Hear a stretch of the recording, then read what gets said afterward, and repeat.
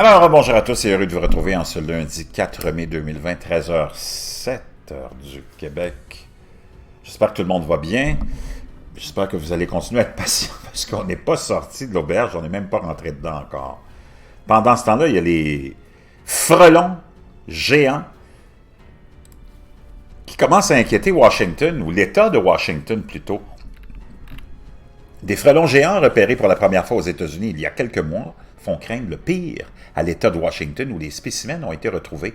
En pleine épidémie de notre maladie actuelle, les États-Unis, et plus particulièrement l'État de Washington, pourrait se retrouver face à une future invasion de frelons géants d'Asie, le Vespa mandarinia. Au mois de décembre l'année dernière, le département de l'agriculture de l'État de Washington avait fait une surprenante découverte. Pour la première fois sur le sol américain, des frelons géants d'Asie avaient été retrouvés dans les villes de Blaine et de Billingham. Deux d'entre eux avaient également été découverts en Colombie-Britannique, une province canadienne située à la frontière américaine. L'hiver arrivant et avec seulement ces quelques insectes, il avait alors été impossible pour la WSDA de déterminer à quel point ces nuisibles avaient réussi à s'installer dans l'État, mais en plein milieu du printemps, tous craignent désormais de le voir ressurgir. On rapporté plusieurs médias américains comme le New York Times et CNN.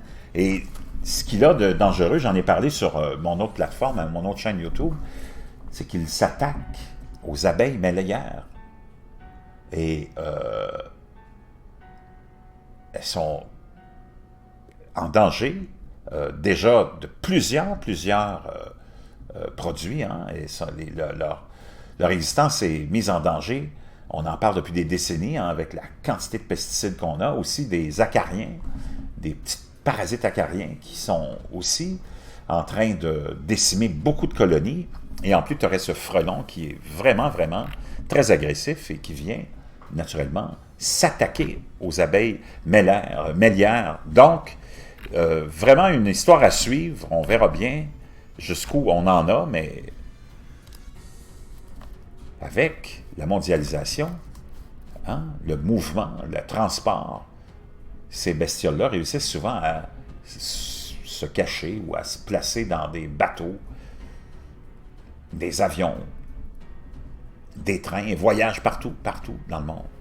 Et c'est ce qui nous amène à des situations comme celle-là. On verra bien jusqu'où ça va être grave, mais c'est une autre mauvaise nouvelle pour les colonies d'abeilles américaines, canadiennes aussi.